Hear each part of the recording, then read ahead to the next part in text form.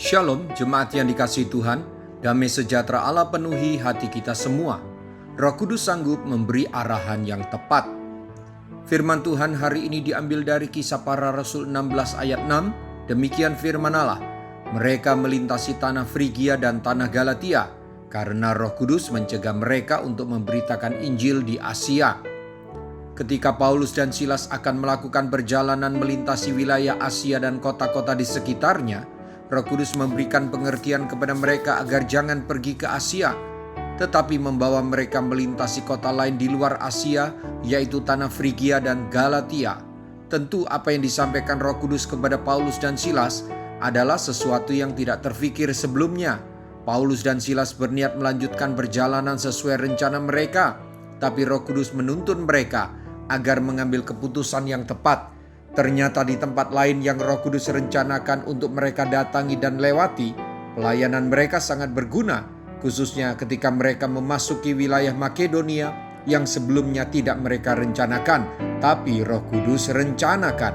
Bapak, Ibu, Saudara-saudari, dari ayat yang kita baca, sangat jelas terpampang sebuah kebenaran tentang peranan Roh Kudus dalam hidup orang percaya, terutama demi menggenapkan rencana Allah dalam hidup orang percaya. Ketika kita harus mengambil keputusan-keputusan penting, kita bisa mendapatkan pertolongan Roh Kudus, yaitu memberikan tuntunan kepada kita ketika kita berada di persimpangan jalan atau bimbang dalam atau untuk mengambil keputusan.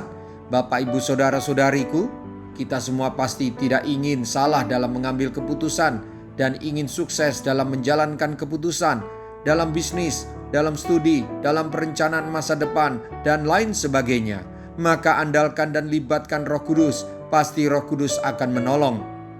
Hal yang harus kita pelajari dengan cermat adalah Paulus dan Silas pribadi yang mengasihi Tuhan dan jiwa-jiwa. Orang yang hatinya penuh kasih Allah akan mudah mendapat tuntunan Roh Kudus, karena hati, yaitu perasaan dan pikirannya bersih, lemah lembut, atau mudah dan mau dibentuk, serta penuh dengan kepentingan kerajaan Allah. Oleh karena itu, jagalah hidup kita tetap bersih dan penuh dengan kepentingan kerajaan Allah, hidup dalam ketaatan, hidup dalam kasih, agar Roh Kudus mudah menuntun kita. Jangan memperalat Roh Kudus untuk kepentingan ego kita atau keduniawian kita. Roh yang diam di dalam kita adalah Roh Kudus, atau yang kudus, bukan yang najis. Roh Kudus bukan kacung kita, pegawai kita. Dia adalah Allah, Tuhan atas hidup kita. Berserahlah selalu kepadanya, maka Ia akan menuntun kita. Puji Tuhan, haleluya. Mari kita berdoa. Tuhan Yesus, sungguh saya bersyukur. Terpujilah Allah yang saya kenal di dalam Tuhan Yesus Kristus, yang tidak pernah meninggalkan saya sendiri sebagai yatim piatu.